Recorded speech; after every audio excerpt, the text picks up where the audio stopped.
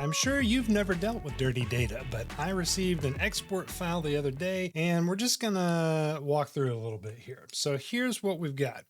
This is not the real data, this is a recreation.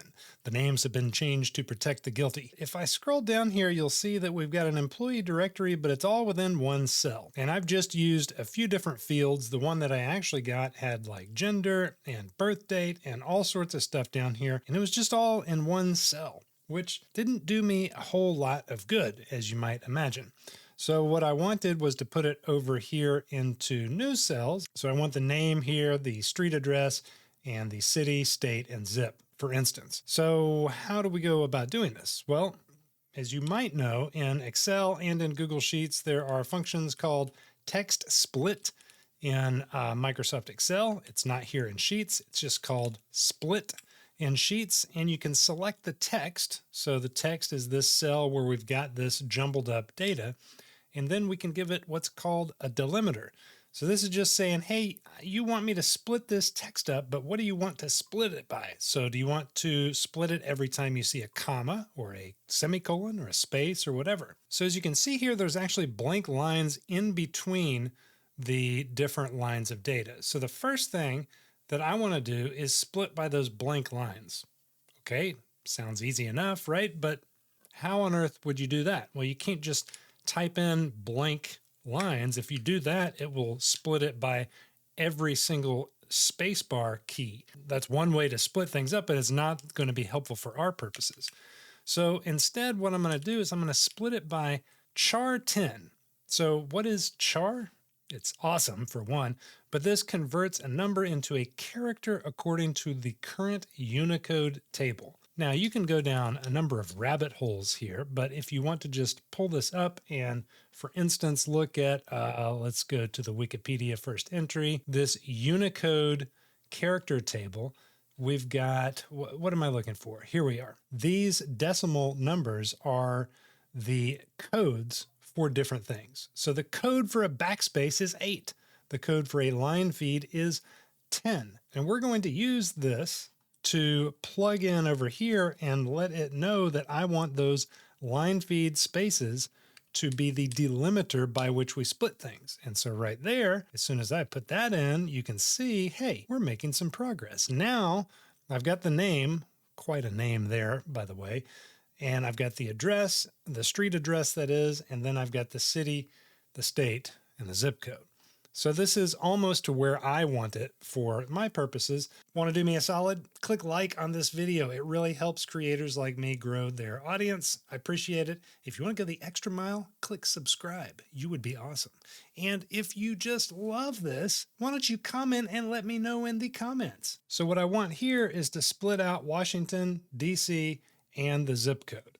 And I'm going to show you two different things here. So we're going to use split, and we're going to use this cell D2 for the text we're splitting.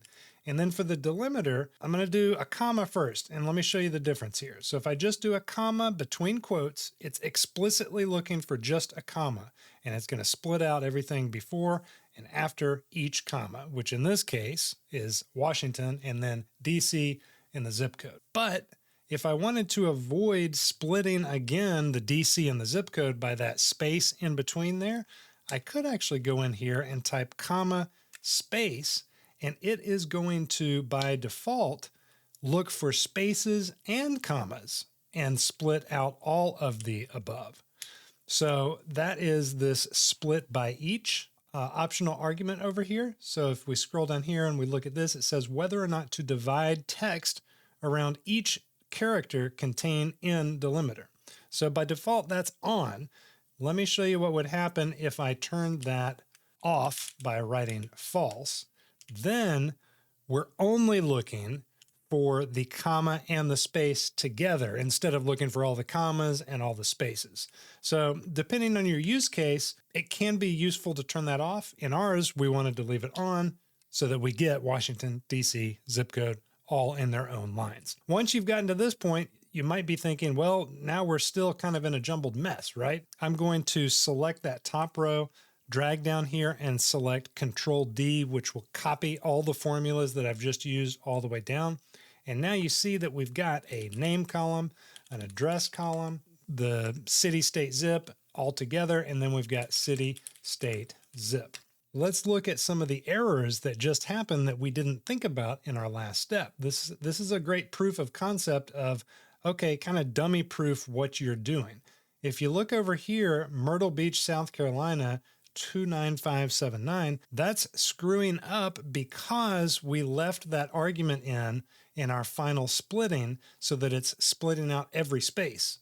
So in instances where the city or the state are two words, it's going to split those two words out instead of keeping them together. What we thought we were doing to save a step is actually hurting us. Let's come back in here and put that false argument back in for the first line. I'm going to press Control Shift down to go all the way to the bottom, Control D to copy it all the way down to the bottom. And now we have everything split out correctly, but we will then have to split out the state and the zip manually. And to do that, one final time, we're going to come in here, we're going to split it out by the space as the delimiter. And so that will give us DC and the zip code. We're going to copy this down in the same way. We're going to scroll back up and look and see visually everything checks out. That did what we want it to do. Okay, so for the final step, now we can actually copy and paste the values only of what we needed. So let me take name, address, city, state, zip, and if you press Control and hold it down while you're clicking different cells, it will select only those instead of that column D right up there. I didn't want to select D. I'm going to select copy. I'm going to paste this, and now I've got my correct headers right here. And over here, I'm going to one more time get the values that are in these cells. So there's B2. Now for the address is C2. Now for the city is E2. The state is G2. And the zip is H2. So now I've got everything here. I'm going to copy those formulas down. And then as my final step, I'm going to copy this entire section here and then press Control-Shift-V. So now these formulas changed into actual text. So now I've got the text and I can put this wherever I wanted to, wherever it needed to live to begin with. If you like this, you'll like my newsletter. It's free. The link is the first one in the description below. It's called Got Sheet. Hey, also, would you just like the video? Subscribe to the channel if you really liked it, but like the video and let me know about it in the comments if this was helpful for you. Check this video out coming up next, and I'll talk to you next time.